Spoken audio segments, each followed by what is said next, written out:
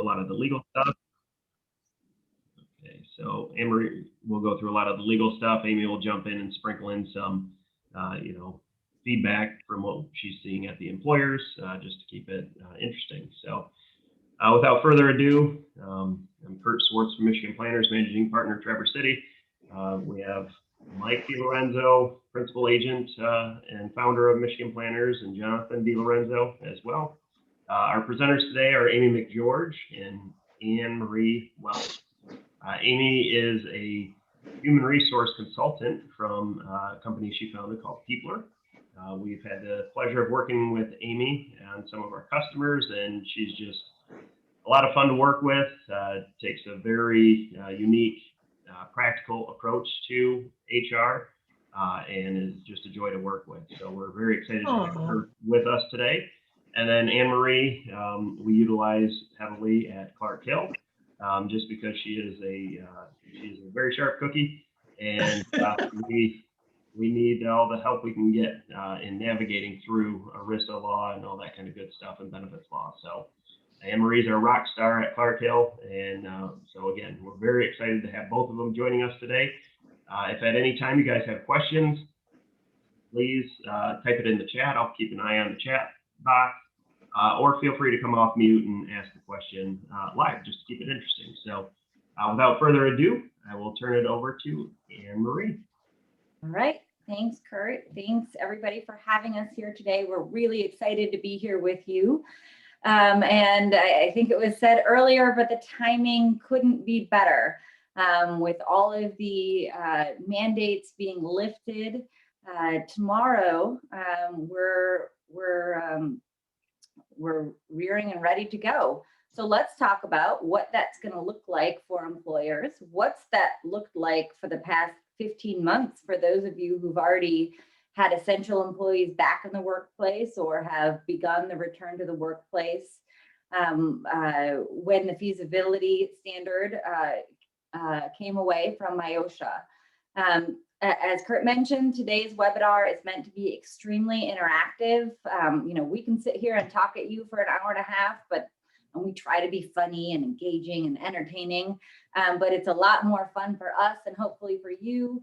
If you interact and ask us your questions, please don't be shy.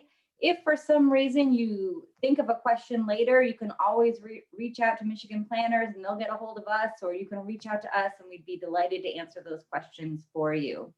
Okay, so without further ado, let's get started. I have a few slides prepared, but really this is going to be a discussion between me and Amy about what works, what doesn't work, what employers should do, and what they should stay away from.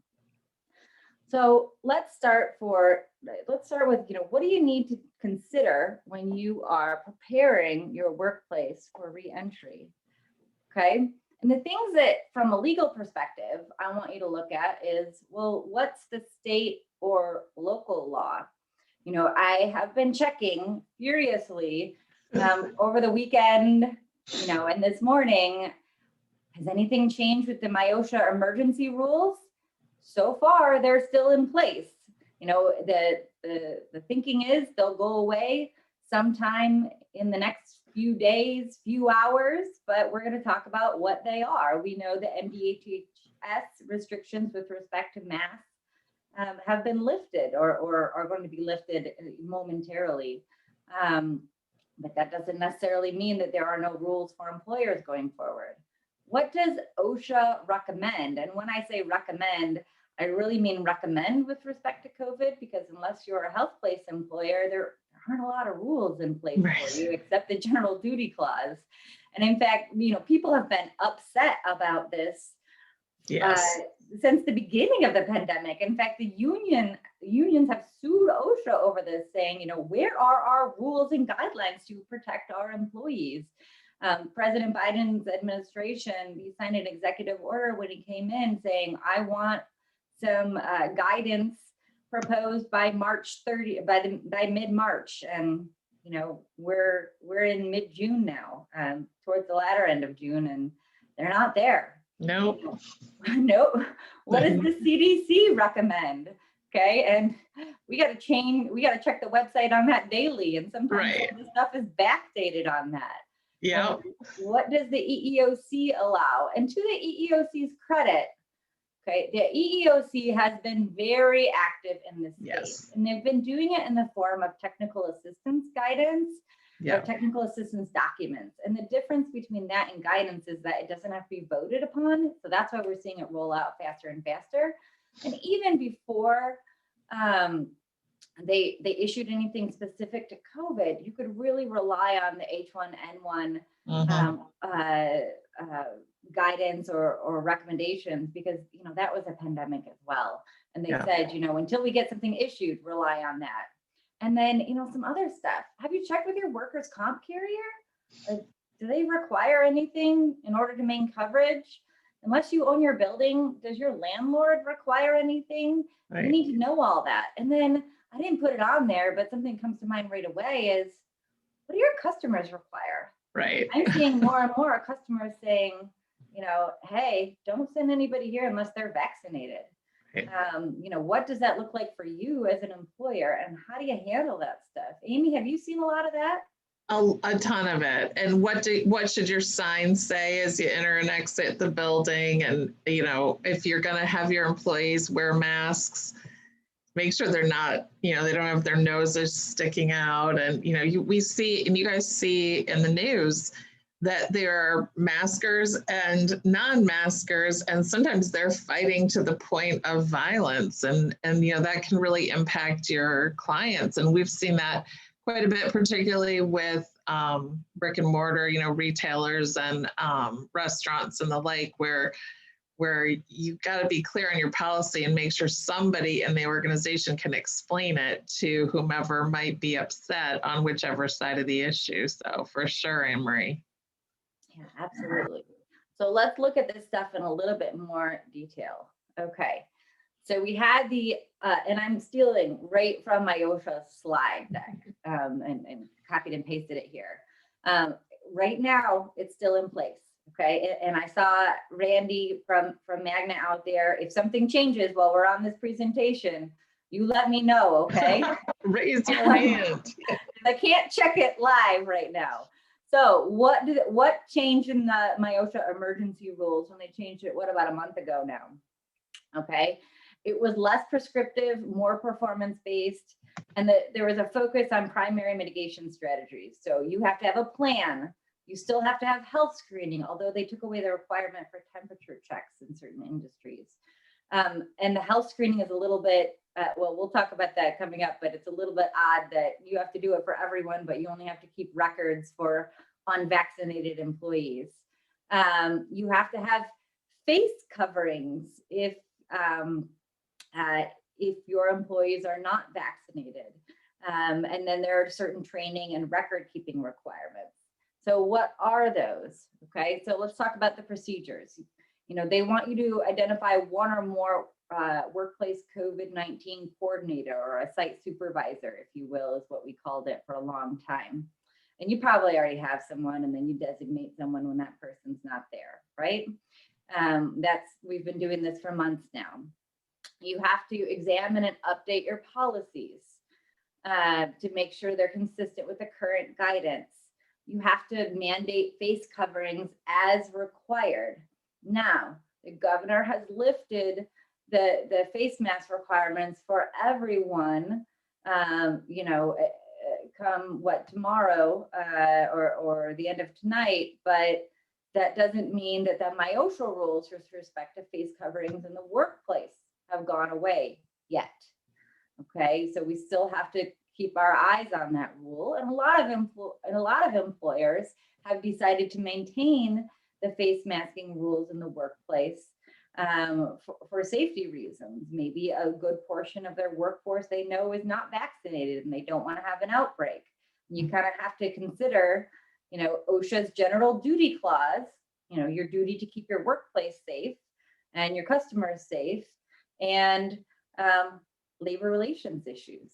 If you don't lift the face mask requirement when you're able to, are your employees going to go to a union? What's going to happen here? So something to consider. Okay, you need to To the extent that you've examined and updated your policies, you need to train your employees on the new policies or procedures. You know, a preparedness plan is only worth the paper it's written on if you don't tell people about it and tell them what it means. Okay. And you still have to do the health screening procedures right now. In addition to, the MIOSHA emergency rules, you have to look at your local rules, Oakland County, Wayne County, wherever you may be, and see if there's anything further in addition that you have to keep in place. Oakland County tends to be a little bit more strict than others. So make sure that you consider where you're located when you're looking at updating your policies and procedures as well. Can Okay. I just jump in for just a second, Anne-Marie, on that last side? Yeah, I just wanted to say, one of the things that is so important about these is you've got all these policies and, you communicate them. And as Anne-Marie said, you train folks. A really important part of this is enforcing what those policies are. And that gets to be really tricky if you have managers who are a little shy about it or aren't really clear on what they need to do. But I've seen a lot of times where one manager enforces the policy on masking and the other one doesn't. And then you get all sorts of conflict between or among the people in your workforce. So making sure that there's that COVID-19 coordinator is kind of overseeing and making sure that things are being implemented and enforced consistently is a pretty important part of everything. I think you're absolutely right, Amy. Doing manager training separate and apart from your general employee training is really important. Yeah. And I find the best way to get their attention is that, in the state of Michigan, managers can be individually liable. They can be sued individually if they mess this stuff up.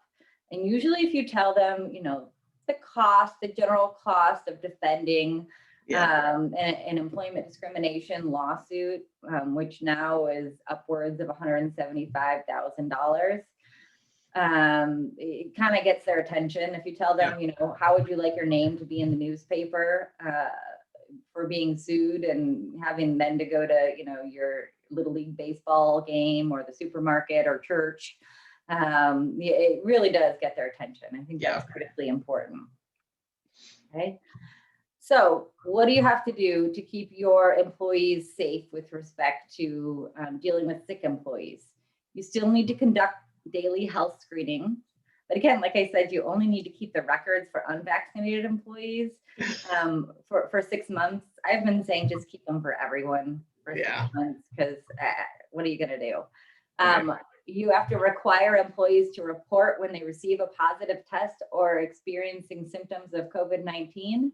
Okay, make sure they know to report this when they're not at work. Don't come in, tell us you've tested positive for COVID, let us send you home. That really doesn't work well. No. And then don't allow employees to return until the isolation criteria is met, whatever that is at the time. Again, you've got to follow the CDC guidance. And right now it's different for vaccinated employees who come in close contact with, as opposed to unvaccinated employees. We still have our unvaccinated essential workers is a little bit different than unvaccinated normal workers. So you want to make sure that you pay attention to those. And if you have any questions, I'm sure you could call into Michigan Planners or give Amy or I a call because they change quite frequently. That's for sure. Yep. You want to check both CDC, and then sometimes Michigan throws out something different. Like they say, well, we want you to quarantine for longer than 10 days. Now we want you to go 14 or 15 days. Based on, based on the positivity rates in the community. And right now, I'm calling this, it's a kind of a honeymoon period. We see the numbers are down lower, but come fall, when everybody needs boosters, what's going to happen? Amy, have you been preparing your employers for that as well? We've been starting to talk about it and just understand, I think everybody's taking such a sigh of relief right now. And so we've been really encouraging employers to start thinking, fall will be here before we know it. And so to start thinking ahead, I think they'll start getting really serious about that as the agencies do. But, you could always be a superstar and think ahead now.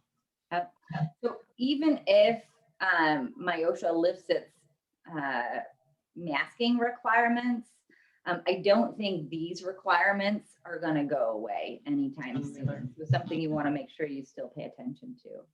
And I think if the other thing about it is almost every employer we work with has a handful of people who are just still terrified. They don't want to get vaccinated and they're still terrified. And so since the majority of people are vaccinated, we tend to sort of forget those people who are still wearing masks and who are, you know, feeling like COVID is lurking around every corner. And so just trying to make sure that as you know, the leaders in our businesses, we're thinking about those people, even if they irritate us, because I see that on a regular basis. You know, it's just an important part of being an employer at this point. Yeah. So let's talk about, let's talk about social distancing in the workplace. So right now, what MyOSHA says is that you have to ensure that those that are unvaccinated still maintain the 6 feet of distance. Okay. So the question is how do you police that in the workforce? And what I've seen the trend is, especially in manufacturing environments, is to put a sticker on the badge, like green is vaccinated and red is unvaccinated. And people ask me, is that legal? Well, okay, there's nothing illegal about it, but to me, it brings up a lot of red flags and concerns about, you know, how is this going to create strife in the workplace and infighting about who's vaccinated and who's not vaccinated and why aren't you vaccinated and political issues. Amy, how have you been dealing with that? Well, I mean, it's really very real. We actually, speaking of manufacturing, we had a client 2 weeks ago who had 2 employees get into a fist fight in a manufacturing environment about vaccination. And, you know, people just feel so strongly on one side or another.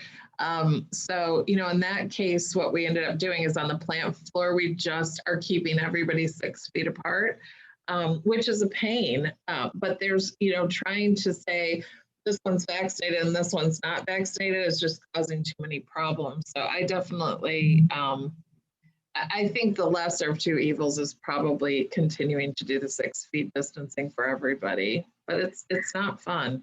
Yeah, I think it's the most conservative approach, if you will, from a safety standpoint and also from a political or you know, other strife in the workplace. But then you've got to balance that with labor relations issues. You know, there's a labor shortage out there. Exactly. And if employees can go to another facility and not wear a mask and potentially even get a pay raise, is their loyalty to you going to go away? Have you seen that come up with employers, and how are you dealing with that? All the time. And, you know, the labor shortages across the country, we've got clients all over the country who are dealing with this. And I'm going to talk in a few minutes of just the context that we have around all of these things going on. And the labor shortage is certainly one of them. And, you know, we've seen people just walk out or never come back to work if they have to continue to wear a mask. The masking seems to be a bigger issue than the social distancing from what we're seeing. Yeah, absolutely. So this lets us go into the next rule again with face masks. So you still have to provide face masks to those that are unvaccinated, not to fully vaccinated folks, or make them available to them. And now that PPE or, you know, non-medical grade face coverings are available anywhere for pretty inexpensively, it shouldn't be that hard to do. And then you have to require employees, except vaccinated persons, to wear masks in the workplace. So again, you know, we see the most conservative approach is everybody still wear masks. And then, you know, the next step is we're going to require everyone to show us their vaccination cards to prove that they've been vaccinated, and then they can remove their mask. And then the next below that is we're going to require people to certify that they've been vaccinated, but not show us the vaccine card. And then the last is we're just going to put up signs and have the honor system. Mm-hmm. What are you seeing to be the biggest trend right now? I actually polled all of my consultants about this at the end of last week, and almost exactly half of our clients are requiring that the vaccination card be shown. and the other half are on the honor system. And I don't think we're seeing any discernible difference about the experience in the workplace in those two situations. There just are so many issues with the VAX cards of what if somebody lost it and how do you store it? And there are all sorts of rules I'm sure Anne-Marie's going to talk about related to that. But I think you would be in good shape as an employer to do either, you know, to have proof of the vaccination or ask your folks to be on the honor system. And it's controversial either way. You're going to have employees on either side of that who aren't thrilled with the way that you're handling it. But, you know, I think just decide as an organization what you're going to do and then be consistent and confident in your execution. Yep, absolutely. I think some issues that we see are that, you know, I mean, okay, let's face it, like 20-ish or more years ago, it was pretty easy to create a fake ID, right? And that was before technology has advanced. There's no national registry with the vaccine. And, you know, I've heard of some pharmacies and other places just leaving blank cards out. And so how do you even know that the vaccine card is accurate? I think the most important thing that you need to do is stress with your employees that they need to be truthful with you, and that just like with any other time they complete a form or tell you about something in the workplace, you know, if you find out that they've committed a fraud or have been, you know, dishonest, that it could be grounds for discipline, including termination, and you'll have to enforce that. Because you could have someone who's known on social media to be an, you know, anti-vaccine with respect to the COVID-19 vaccine and been very vocal about it, and they're walking around the plant without a mask, you know, and how do you deal with that situation?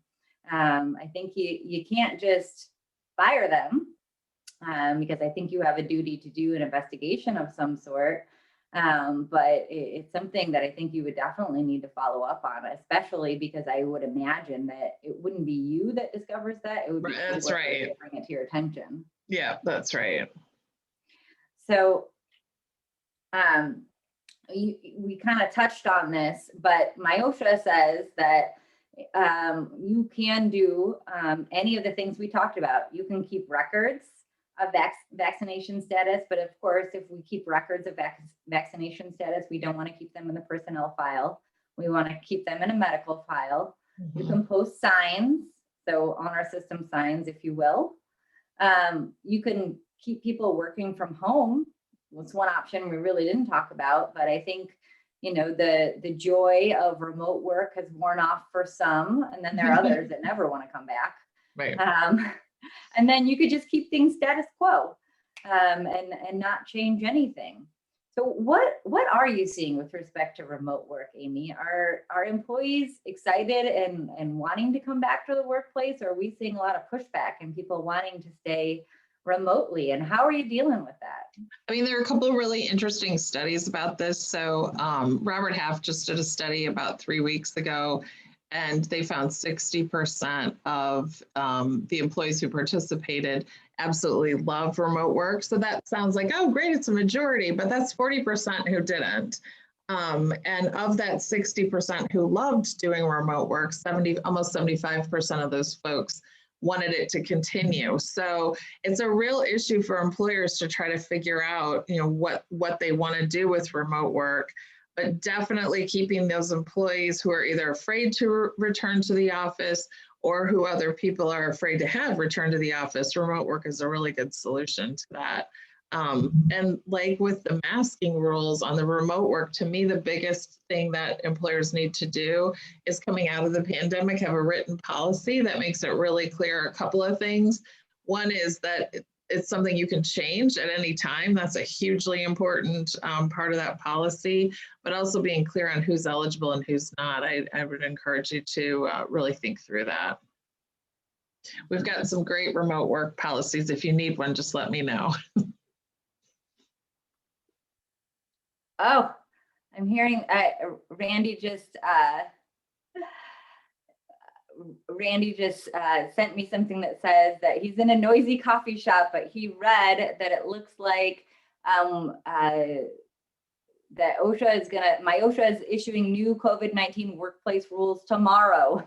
Of course they are. Of course, so stay tuned, everyone, and we'll be sure to push out some sort of update on what those are. If you guys, a lot of you are already linked in with me, but if you haven't, you're welcome to. I always immediately post the new rules on LinkedIn. Amy, I'm sure you do as well, or keep an active presence through your organization, as does Michigan Planners is always on top of stuff. So just stay tuned.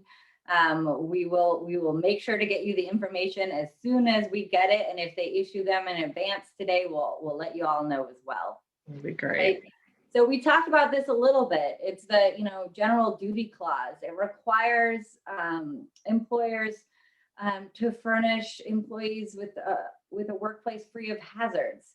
So let's say my OSHA does away with the masking requirement in the workplace. Okay, so that's one state agency. Does this mean that employers should do away with masking altogether, or do we have a general duty clause concern?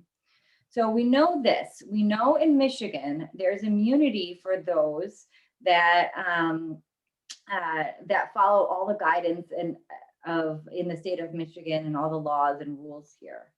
Okay, but what if you have an outbreak in your facility because you've got a bunch of folks that are not vaccinated and they're coming into close contact with one another?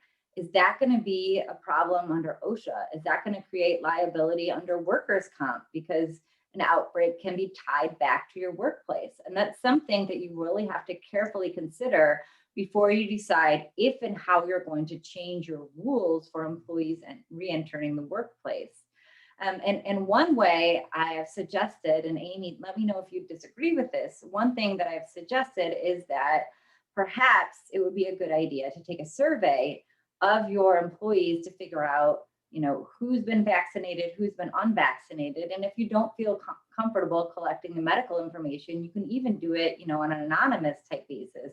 Mm-hmm. So at least you have some idea of the percentage of vaccination and how you're going to deal with that. Amy, what do you suggest?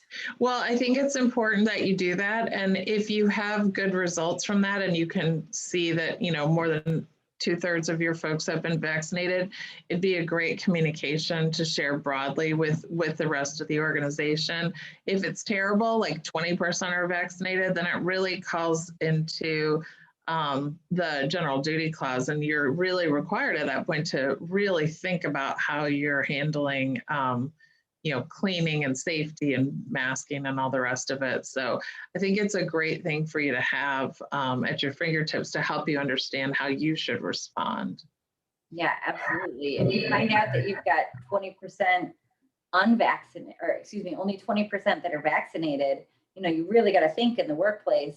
Yes. You got to go back to the beginning of the pandemic when you had essential employees in the workplace. And that's it. Are you only having one-way hallways? What about the elevator situation? What about the restroom situation? And you're going to have to maintain all of that signage and policies for making sure that employees are appropriately distanced in the workplace to keep them and your customers, if you have visitors coming in the workplace, safe as well. And Anne-Marie, I'm not sure if you've probably dealt with this too, but there are certain times where you've got employees who just really can't be vaccinated for whatever health reason. The religious objection is a little bit harder to manage, but you may have people who just absolutely can't be vaccinated. We've got one client who's just decided that they're going to have to keep all of those rules that Anne-Marie just mentioned in place because they have a fairly small office, about 25 people. And they've got somebody whose cancer situation is such that her doctor does not want her to be vaccinated. And so they're keeping all this in place. And the good news is that that employee is very comfortable sharing her situation with everybody. And so people are willing to do all the extra work because they want to support their sick colleague. But sometimes you won't have that, that willingness to share. But that's a particularly tough situation to deal with, obviously. Yeah, it is. And so it brings up a couple of good points. So, and I was going to touch on it later, but let's do it now. Okay. So with vaccinations, okay, you can mandate them if you choose to do so, so long as you have an exception for those who have medical contraventions or disabilities that would, where their doctor doesn't recommend that they get the vaccination, or they have a sincerely held religious belief that would prevent them from getting the vaccination. Okay. But they don't just get to tell you that. Okay. You get to ask them for more information. Right. And, it's more commonly dealt with the, disability or medical issue. I would require the employee to provide you with a doctor's note from their treating healthcare provider, explaining why they can't, just so that way you have it on file. Okay. And then the next step is well, if they haven't come back to the workplace, do you have them come back and just accommodate them by wearing a mask and having them wear a mask and, maintain social distancing? Do you have them stay remotely working if they haven't come back? Or, Amy's approach, do you have them come back and have everybody in the office maintain social distancing and masking to protect that one employee? And I think it really depends on the facts and circumstances. That's right. And the job that they're doing. Yeah. In my situation, this person has to be in the office, which, is a bummer for everybody else, but that's required. So yeah, definitely. You have to look at the job. Yep. And then the other issue is, accommodations going forward. We've essentially allowed our employees to work remotely for, 15 months, a lot of them, or longer, and now they're going to come and say, well, my doctor says I need to continue working remotely because of X, Y, or Z. And before we were able to say, nope, you have to be in the office. And now it's, yeah. Well, I know that you worked okay remotely for 15 months, but it was essential that you'd be in the office. And so how do you back that up? And I think the answer is, and I've been telling employers over and over again, while you have people working remotely, keep notes on the things that didn't work well. Yes. And the tasks that didn't get completed, and that will bolster your argument that in-person work is required. But that's something that I definitely see as being in flux and at risk for employers for the next several years. Me too. Yeah. So something to keep in mind. Okay. Hey, Anne-Marie, we had a question come in the chat. Yep. So Vicki asked, so how is it not discrimination when identifying those who are vaccinated and who are not? Well, so there's protected characteristics, right? Sex, height, weight, marital status, disability, okay? But the EEOC has said vaccination status, it's not a medical inquiry. Right. It's not a medical exam. It's something that employers are allowed to have. And, I was really hoping when the EEOC updated their technical assistance guidance, beginning of last week or the week before that, when they did that they would speak on this issue, and they didn't. Nope. It would be a lot clearer to employers, but based on what the EEOC has put forward thus far, I don't think, because it's not like you're putting on the badge, not vaccinated because of a disability. It's just vaccinated or unvaccinated. Yeah. I think perhaps a middle of the road approach that I've seen employers take, because they want supervisors to be able to confirm vaccination status, right? And so what they've done is put it on the back of the badge. Mm-hmm. So that way, if there's any question, supervisors can say, can I see the back of your badge? So that way it's not so much a flag, if you will, on the front. But another approach I've seen, and Amy, tell me if you've seen this, is we've got people coming into the workplace that have been isolated for months, and their level of fears are very different, and their comfort level with being around people, vaccinated or not, is very different, because we've heard stories of folks that are vaccinated that still get COVID, right? Right. And so I've seen people wearing wristbands red, yellow, and green based on your comfort level. Green is, come talk to me, come in my office. Yellow is you can talk to me, but keep your distance. And red is like maintain social distance. I'm going to be wearing a mask. Don't ask me anything about it. I don't know of stories personally, whether or not this has worked or not in workplaces. Do you know? It's funny. I've read that several times as an option, and we haven't had any of our clients adopt that. So I don't have any personal knowledge. I mean, the idea is obviously that way you don't have to talk about vaccination status. You can just talk about your employee's own comfort level. So I love it, but I haven't seen anybody do it. If anybody out there has done it and done it well, let us know how it's working. We're really curious. Yeah. Kurt, while we're at it, are there any other comments or questions that we need to attend to right now? Nope, that was the only one so far. All right, great. So we already talked about with OSHA. Hopefully there's more coming up. Should be soon, but we'll see. All right. I want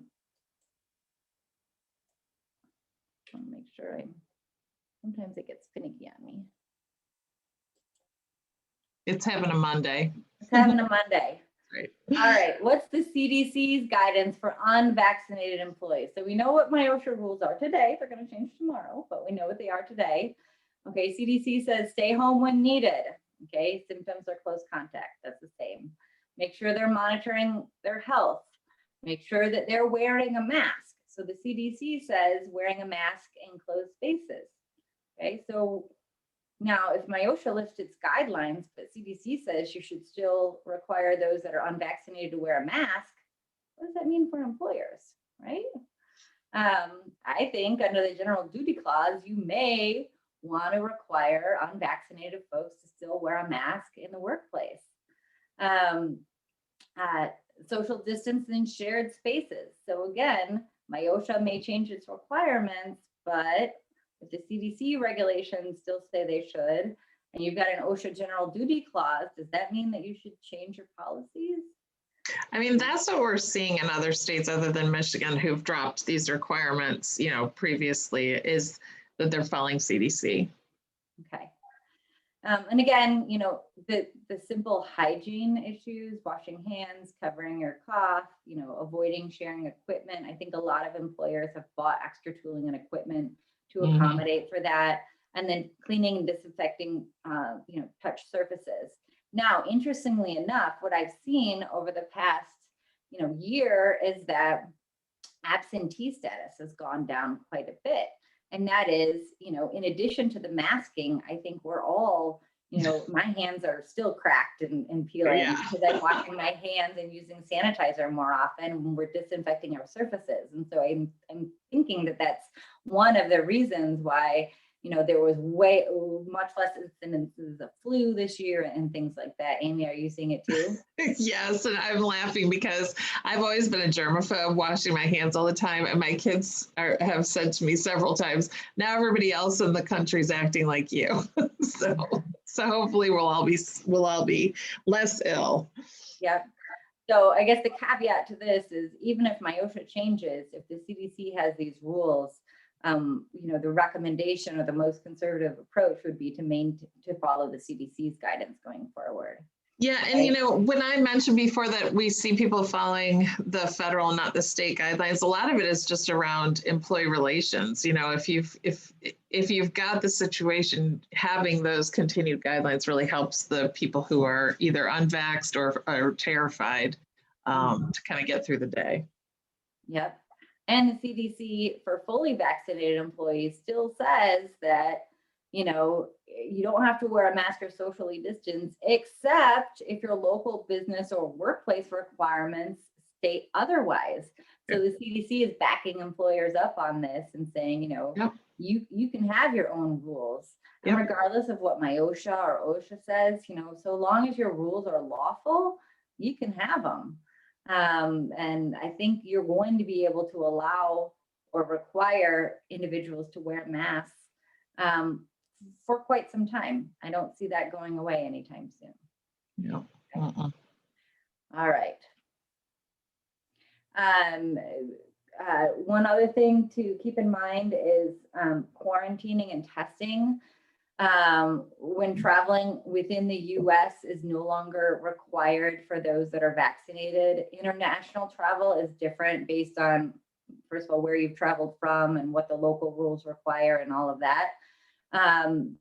But that has been changing quite a bit frequently. So keep your eyes on that if you've got employees that travel internationally.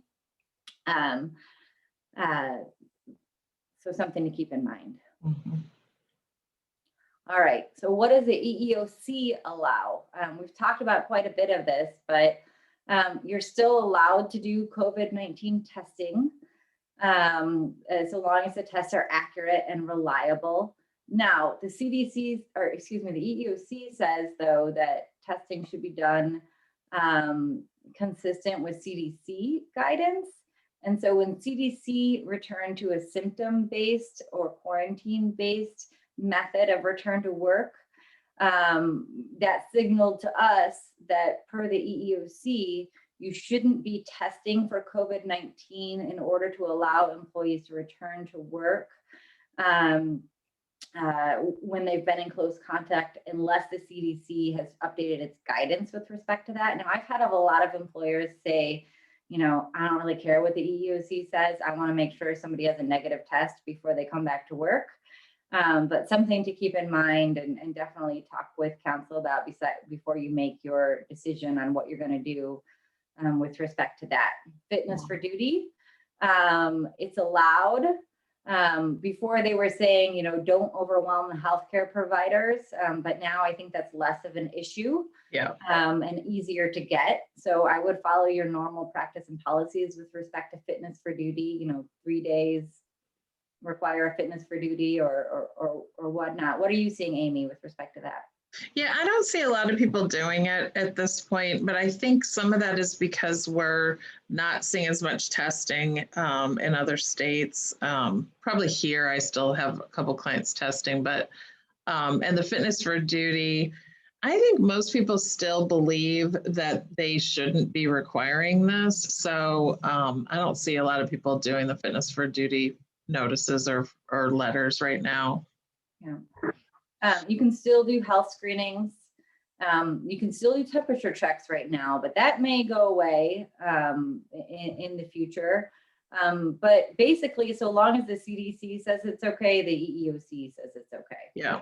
And that applies to all those entering the workplace still. So that includes customers, vendors, you know, clients, all of that. Okay. Masks and mandatory vaccinations.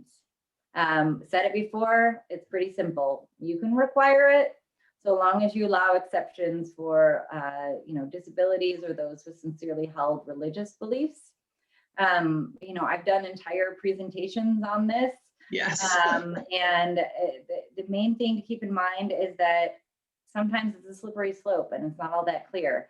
Anxiety about getting the vaccination could be a disability that would prevent people from getting the vaccination in and of itself.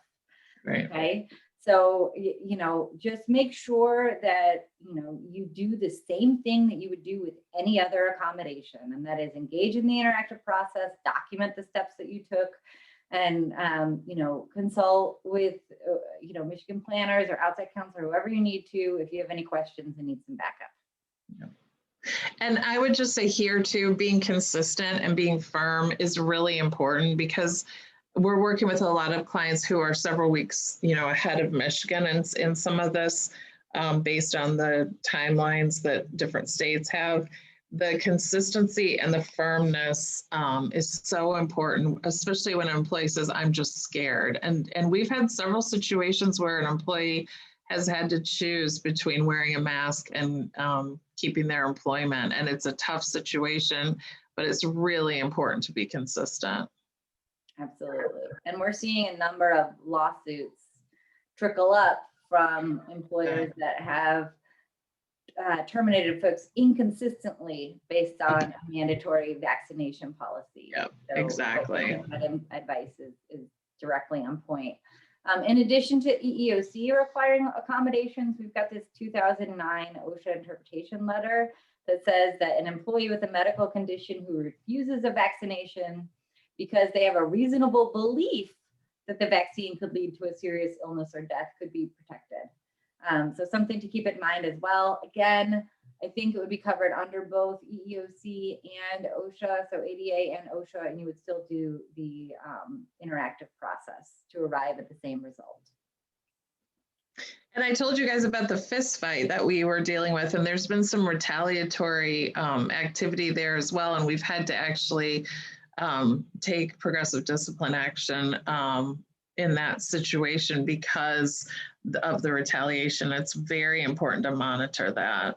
People are intense about their beliefs around vaccination. Retaliation is the #1 charge filed with the EEOC. The reason is that you don't have to prove the underlying, alleged discrimination or harassment. You just have to prove the retaliation. Right. And quite frankly, retaliation is a normal reaction, if you will. Right. Yeah. And it resonates with jurors. And so it's one you really got to watch. And I understand that budgets have been tight. Business has been down in a lot of industries.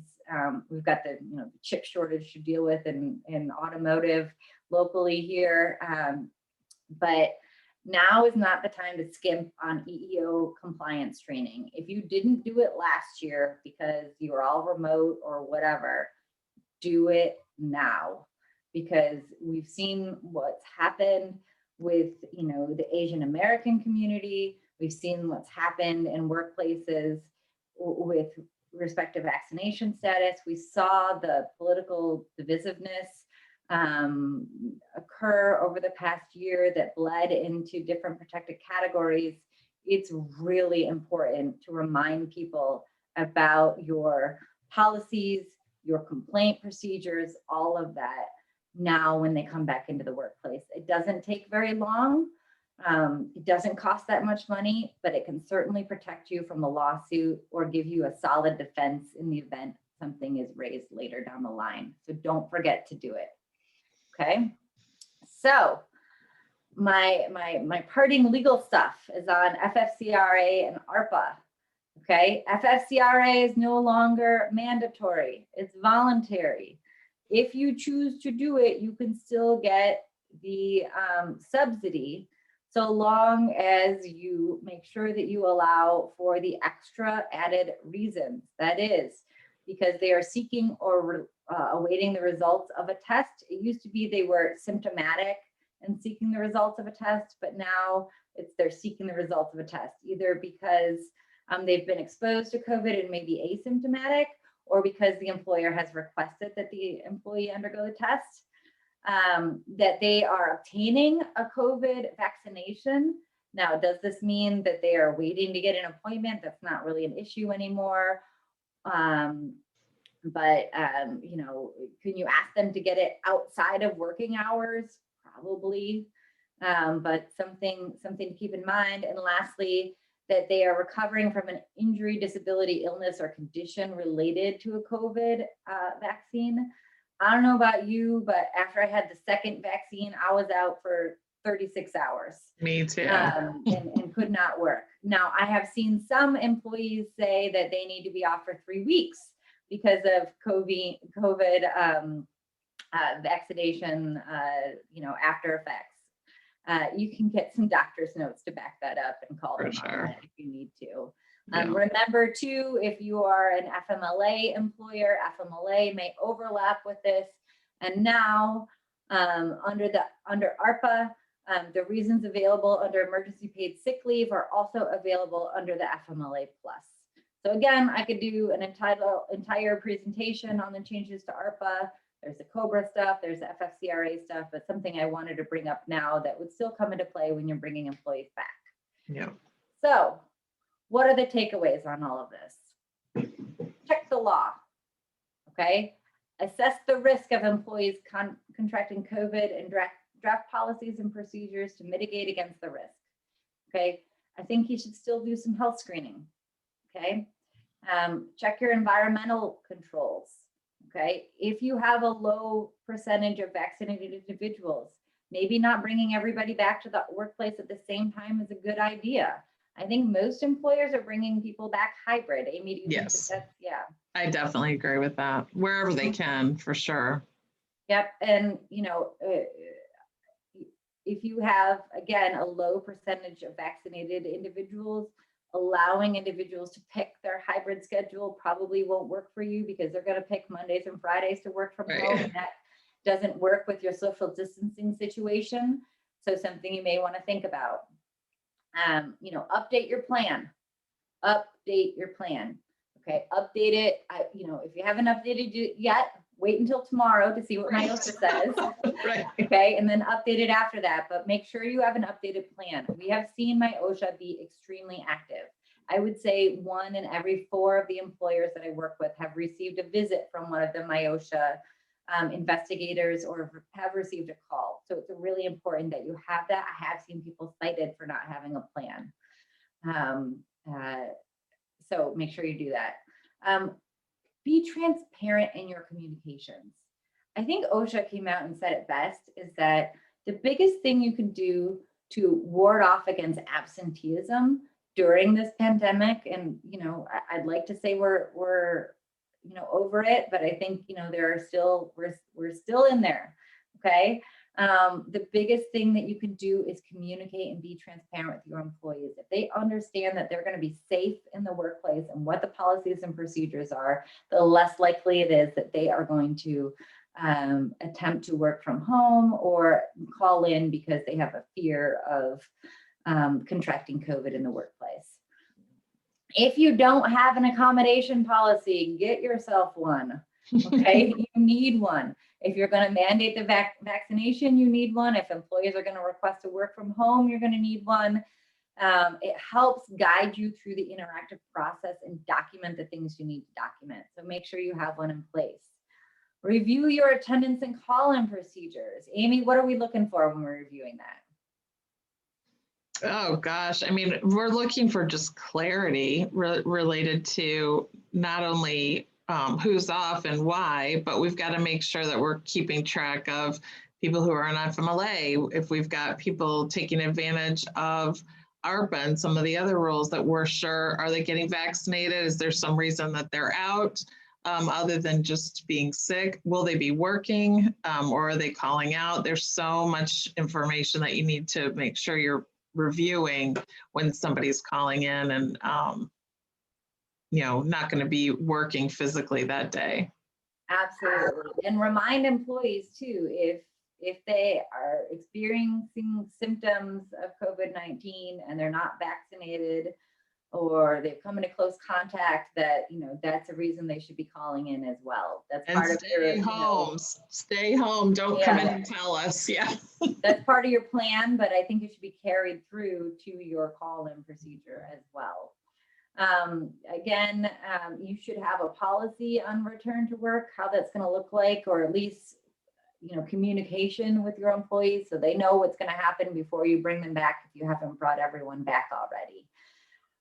You should have a policy on remote work. If you're going to allow some employees to remain working from home, cybersecurity is a big issue right now. How to maintain your security protocols.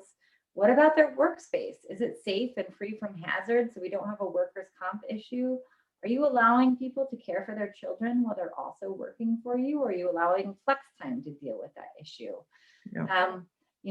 I read an article in the Wall Street Journal, I think this morning, that said, you got to get to know your employees again. They've been away from you for a year and they've changed a lot. They're used to working more independently, perhaps. What are you seeing, Amy? With respect to employees that are coming back? How have things changed?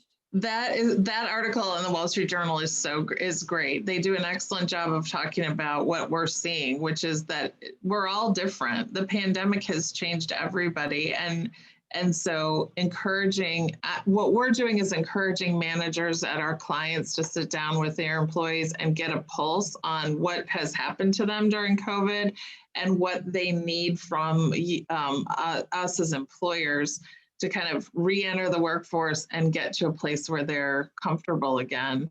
And to the independence point, they're not likely to want to have, you know, the sergeant standing at the front door, making sure that they're at 8 o'clock, because they were kind of used to doing their thing and getting their work done previously. And so some of those sort of antiquated supervisor and micromanager activities are not welcome. They weren't welcome before, but they're even less welcome now. Yeah. You know, we've talked about, you know, updating policies and plans, and we've talked about some training, but one thing we haven't touched on that I think is really important when we're thinking about how our employees have changed the way that they've worked over the past year, especially as you're being brought back into the workplace where perhaps other employees have chosen to come back, is the generational differences. Yes. And you know, the kind of, I don't want to use the stereotype, but maybe the antiquated thought of FaceTime and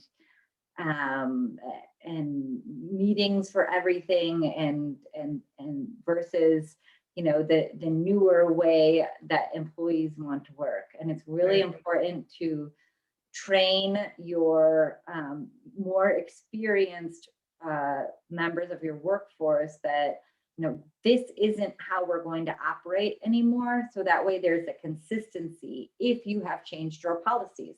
Yeah. For example, at Clark Hill, we're now a work from anywhere firm. And there are some parameters around that. And there's a policy with respect to remote working and, you know, who can do it and who can't and how it's supposed to go about.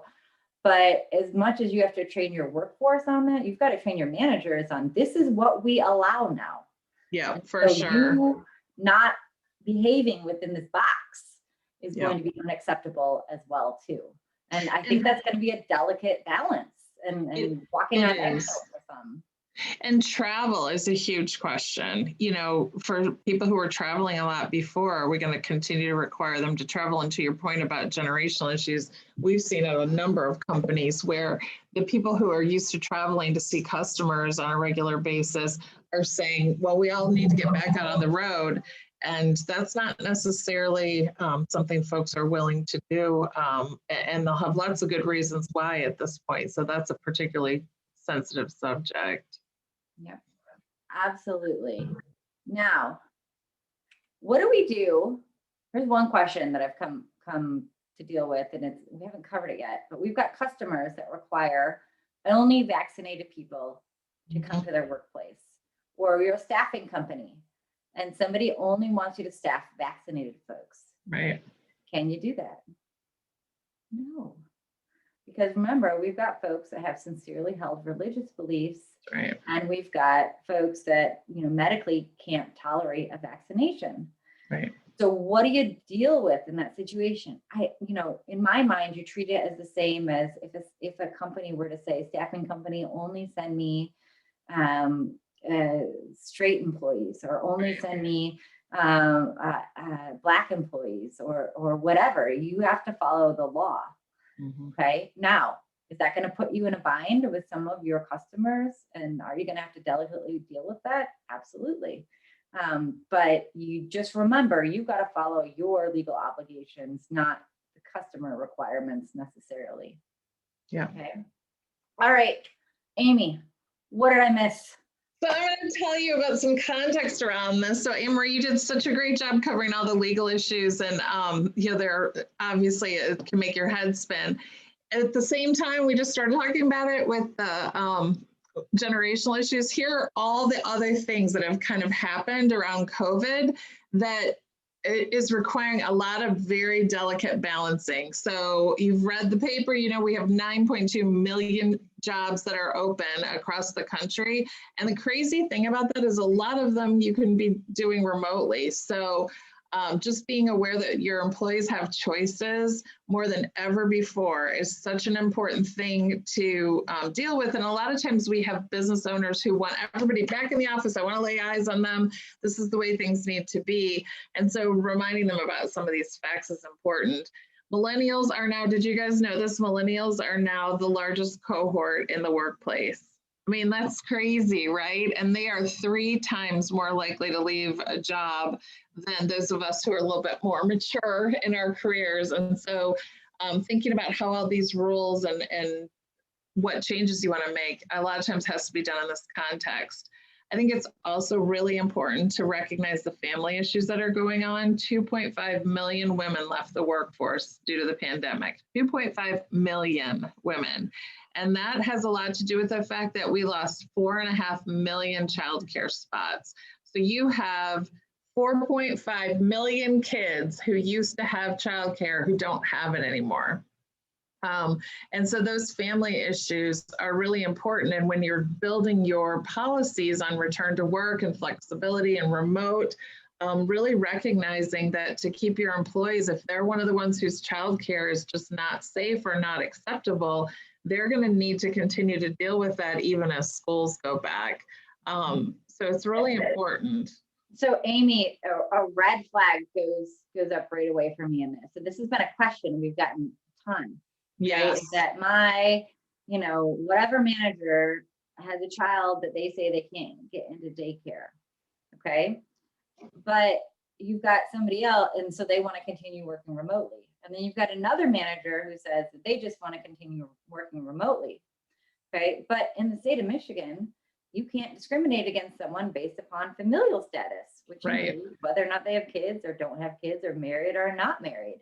Yep. So kind of the way that I've suggested dealing with this situation is, well, I don't think you can tell someone on a Friday that they've got to start coming into work on a Monday. Right. I think employers have been really good about saying, okay, Q4, on this date, we expect everyone to come back into the office. And so if you've got issues you need to attend to prior to that, please make sure that you are prepared to return to work. Yeah. And we're seeing more, for example, public schools are doing more Young Fives programs. There's summer school for free available for all public school students in the state of Michigan.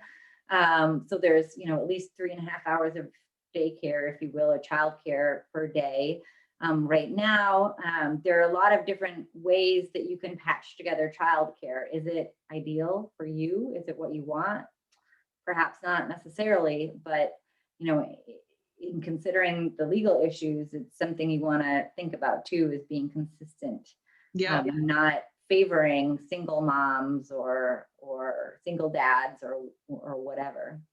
Well, and looking at the job, itself, if the job needs to be done in the office, and you, as Anne-Marie said earlier, you've been able to demonstrate, or you've seen that, particular job cannot be done well with a remote status. If you're looking at the job and not the person, it helps you be a lot more consistent, in terms of making that claim. And it's important to be able to demonstrate, I'm sorry, this job is not able to be done remotely. Here's why. And then people can make the choices they need to make, but you don't have to accommodate the childcare issue, but it's something to be aware of for sure. Mm-hmm. I wanted to also talk about remote work. 4 times the increase means the consulting firm McKinsey just came out with a study, and they're predicting 4 times the number of people pre-COVID will be working remotely post-COVID within the next couple of years. And you guys see this in Michigan, I think, pretty dramatically, where people are leaving the big cities and coming here, and they want to work remotely. And let's say, 10% of the workforce was remote pre-COVID. That means 40% of the professional white collar workforce may be remote at some point in the future. And so having a remote policy and really doing the work to understand what that could look like for your company is super important.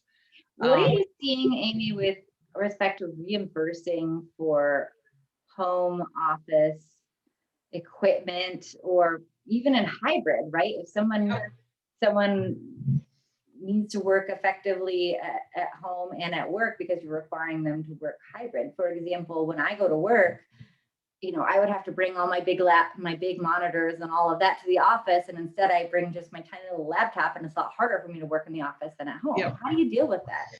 Well, I'm seeing a lot of different things. I do have some clients who are willing to pay for dual equipment, but that's definitely the minority. I see some that are having equipment that's more mobile that can be checked out, or taken home and come back occasionally. But I do have a couple of clients. I've got one client that's a graphic design firm where all the designers want to work in person.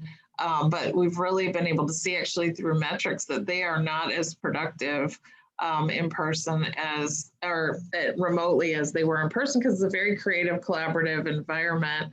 And we have the metrics to back that up. And so what they've done is that each person can work remotely one day and they have to check out equipment to do that. So you got to kind of look at the job and the equipment needed and your budget and all the rest of it to make that work. Mm-hmm. Yeah, it's made it harder on employees now too, that there's no longer a deduction that you can take Right. for the equipment. And so now everybody's using the standard deduction. Yeah, exactly. And we definitely have employees who are asking for, their desks to be paid for and all the rest of it. And you're not required to do that. Really just the technology that you would provide or the equipment you would provide typically in the workplace is what most employers that we see at least are providing when somebody's in a permanent remote situation, like a computer, sometimes a printer, those types of things. And employees are asking for internet service to be paid for, but let's face it, everybody has internet service at home. And they're so. But in the state of Illinois, if you've got employees in Illinois, good point. Yeah, you're supposed to reimburse for internet service if they ask for it. If they ask. 30-day statute of limitations. Yeah. So something to keep in mind. Another thing to keep in mind, if your employees work remotely, but a lot of employers have benefited from this, saying, we weren't able to get talent in the state of Michigan. So, but now that we have people remotely, we've hired someone in Florida and someone here and someone there. Okay. And what they're thinking is that, well, my FMLA number has now gone below 50. So I don't have to do FMLA. But someone working remotely, if they're hired out of a Michigan office or headquartered out of the Michigan office, is included in the 50-person headcount required for FMLA. So don't be fooled by that and get yourself in trouble. Yep, very, very good point. I already talked about the positive and the continue. What I didn't put on here on remote work is the National Institutes on Health just did a study, and they actually had 26% of the employees who respond admit to NIH that they were less productive in a remote work environment, which I thought was fascinating, because that's almost a third of people admitted they were less productive. How many people didn't admit it? But it's a really important thing for you to monitor and understand and it's tough to understand, is how well somebody is able to work remotely. And that's where your eligibility for remote work is really important, looking at the position and then the performance of the individual. You can get in some trouble. I'm sure Anne-Marie will comment on that in terms of eligibility for who can and cannot work remotely. Anne-Marie, you want to talk about that a little bit? Sure. I mean, I think it's consistent before and after COVID, right? You want someone who's got good performance and solid performance. And if they're on a PIP or they need more monitoring, or they're perhaps in their introductory phase, then maybe they're not eligible. But I think putting parameters on it is a good idea. Mm-hmm. And when you talked about productivity, I think something that's, on the flip side of that, we've seen a lot of employees not know how to turn it off at home. That's right. And a lot of managers taking advantage of the fact that employees are available to them at their disposal, or at least they think so, because they're working from home. And we saw a lot of issues with employers that use Teams. Mm-hmm. And some employers have been turning off their red, yellow, and green Teams things after work hours, so that way there's not this pressure to always be green on Teams, which means you're available for work, because it's causing burnout for some employees. It's causing employees to leave the employer because they feel like they're being taken advantage of. Yeah. And then it could be some wage and hour issues. That's right. Hourly workers that are being permitted to work outside of the 40 hours, but not necessarily turning in those hours to be compensated because they fear doing so. And so you've got some overtime issues there. For sure. And it's very important to monitor that. Another thing that's just really interesting to note around remote work is Wall Street Journal did a survey, I think it's been about 6 weeks ago, and they found that 8% that on average, employees were willing to trade 8% of their pay in exchange for remote work. So that's crazy to think about, that now you have this remote work ability that's basically part of the negotiation of salary. And we see this definitely in recruiting, where folks are saying, gosh, I'm willing to take a pay cut in order to be willing to work remotely. And that survey bore that out. So it's another thing to consider. There's a few other things that I wanted to mention. Engagement is really at an all-time low. Accenture just did a study on employee engagement and found 58% of employees are either engaged or disengaged. And what that means right now is you've got almost 2/3 of your workforce who would actively listen if a recruiter called them and said, hey, you want to go somewhere else and do something else. And so it's really, really important to recognize this. These are the highest numbers we've seen in a very long time. And a lot of it has to do with what Anne-Marie was just talking about.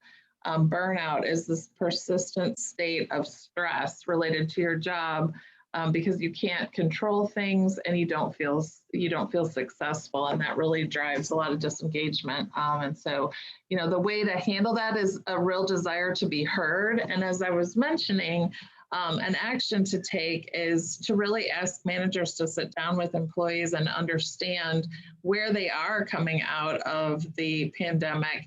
One of the things we've done with a number of our clients is give them a question of the month to let managers sit down and talk about. And then we've asked managers to come back and share the response to that question of the month so that we can sort of get a pulse on trends that we're hearing from people. And I think probably about more than half of our clients, that whole process has really resulted in learning things going on in your workforce that you might not have even been aware of previously. Another point to make, I was recently at a conference where a lot of the banks were talking about how much cash is in people's accounts and how flush with cash Americans are and how debt has gone down. And that's great, but we also have 72% of our Americans have reported an income loss out of COVID, and we still see the majority of Americans would not be able to withstand a $400 crisis just because of living paycheck to paycheck. And so, that creates, we've got this low engagement, lots of choices, financial insecurity situation that I think really provides some context around the decisions you're making about things like return to work. And I would be remiss if I didn't mention the American Psychological Association has recently reported that 1 out of 4 of your employees is having some sort of mental health issue. And that's typically with people who are functioning in the workplace. It's typically anxiety, related disorders, some just depression, potentially social isolation. And those employees, that 1 in 4 employee that, is really struggling with mental health situation, 60% of those reported that they do not get enough support from their employer.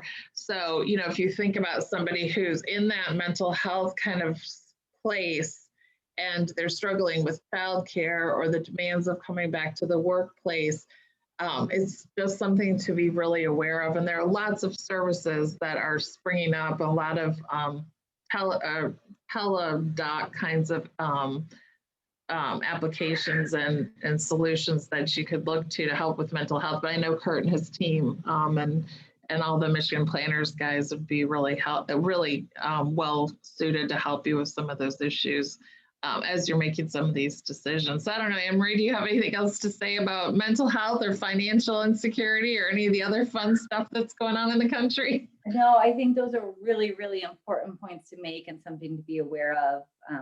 Being sensitive to your employees' needs are really important right now, especially with the labor shortage and with what you mentioned with respect to millennials switching work more than other generations have done so. So I think we've talked about most of this stuff.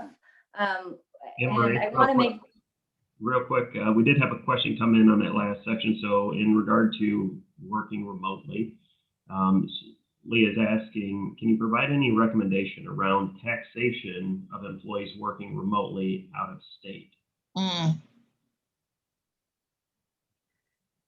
I'm gonna leave that one to you, Anne-Marie. I think I know the answer to it, but I think you're probably better versed than I am. I don't know that I am. I think Okay. my general advice is check with your payroll provider. Yes, right. That's what I do.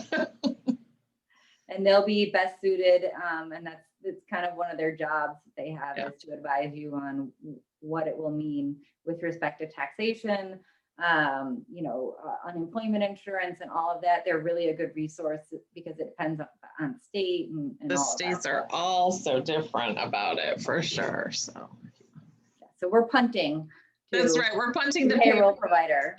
That's right. So, I really, I think we've talked about all this stuff. I just want to make sure, because we only have about 10 minutes left, I think, that we save some time and make sure that we've answered all of your questions that you guys have. You guys have been a little quieter than I expected. So does anyone have any questions that they'd like us to answer? And if not, we can rewind and go through some of the slides, but this is your time to ask the lawyer or ask the HR professional. So what's on your mind? Anybody? Is it because it's a Monday? Probably.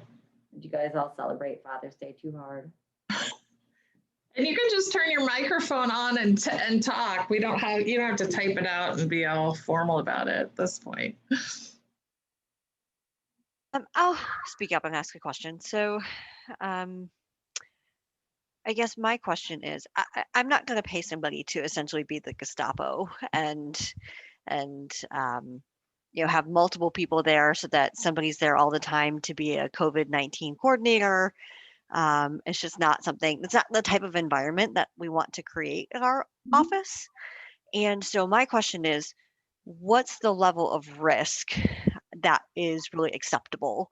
And I know that the probably the lawyer answer is zero risk. Like I understand that, but like from a realistic perspective, like I mean, Carrie, I would say like what I see with that COVID-19 coordinator in a lot of places is that person's really a resource to people as opposed to being the Gestapo. That person's really just there to answer questions or to provide support.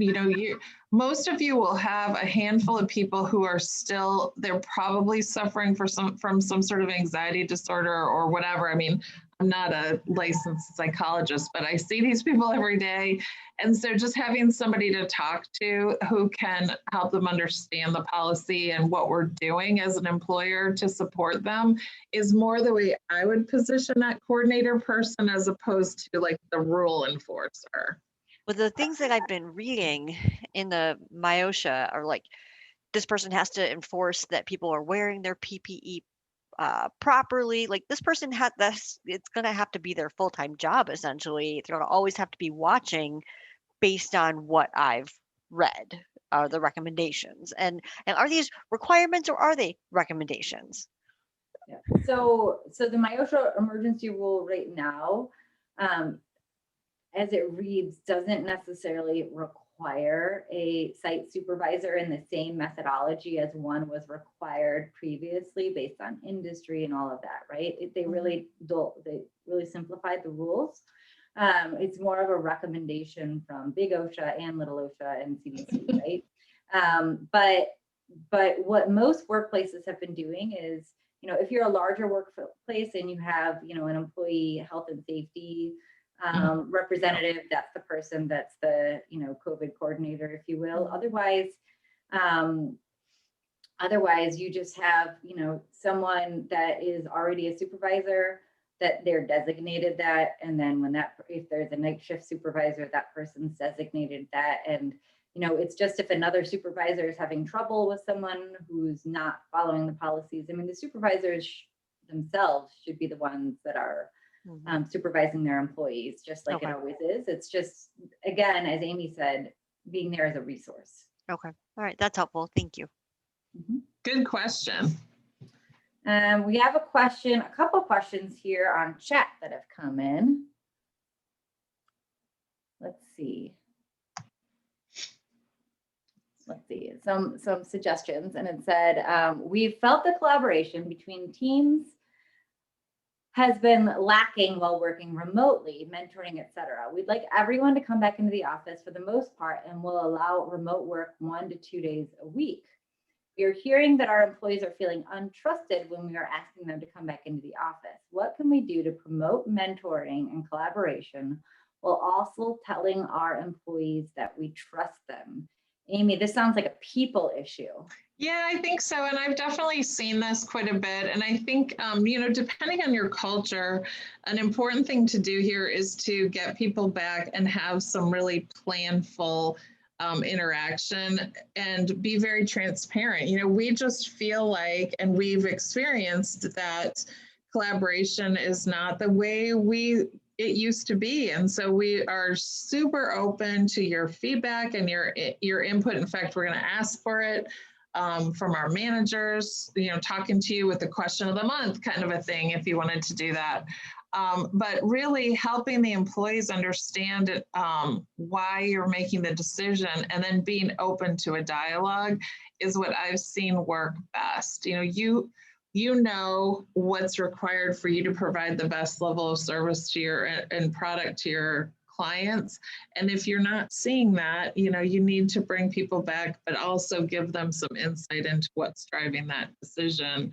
I think the issue of trust can be addressed by saying, if we didn't trust you, we wouldn't continue to let you be home 3 or 4 days a week. It's really, we want to make that work, but we want to also have some opportunity for all of us to be together. Does that help at all? Go ahead. I'm sorry. I was going to say, with the mentoring piece, I think this is, again, some of our generational differences too. For sure. I found that since the shutdown began, I actually became a better mentor. Prior to, I didn't really work in the office that much. I was at client sites most days, or traveling, or in court. And so I wasn't maybe teaming up with my mentees as much as I should have. And now that I was working from home, I actually started scheduling, weekly check-ins with all of my mentees, or by, with some of the more advanced, maybe, every 2 weeks. And I'm sticking to it and spending, a half hour to an hour on a video or a conference call with them. And I feel like you can be a better and more effective mentor. But training people how to be mentors, I think, is really important too. And what mentorship actually looks like, is something to keep in mind as well. Yeah. I think to your point about the generational issue, it's really, I cannot stress enough how important it is for Gen Z and also millennials to have that dialogue, which is not natural for a lot of more traditional businesses, but having that dialogue and asking them for input. And then, as Anne-Marie just talked about so beautifully, having the opportunity for them to have a mentor, those are things that will keep those cohorts in the workplace with you. So you got to deal with the trust issue head on and give them more information than maybe you normally would. All right, what else you got? You know what, I want to say one more thing about that last one. The other thing I wanted to, and I think this was sort of in some of what Anne-Marie said, you may want to challenge your own decisions a little bit too. I think that, it sounds like you came up with a good hybrid model, but I wonder if there are positions or opportunities to challenge your own, belief that people do need to be in the office. I actually think it's healthy in a lot of organizations to have people in the office at some level, but it would be good to just say, we got your feedback and we talked about it as a leadership team, and we still feel really strongly that we need to do that. Or, we changed our minds, maybe one day is all that's required. So having that dialogue and then taking an action or explaining a decision and then coming back and saying, hey, we talked about your feedback is really important. Absolutely. Absolutely. Any other questions out there?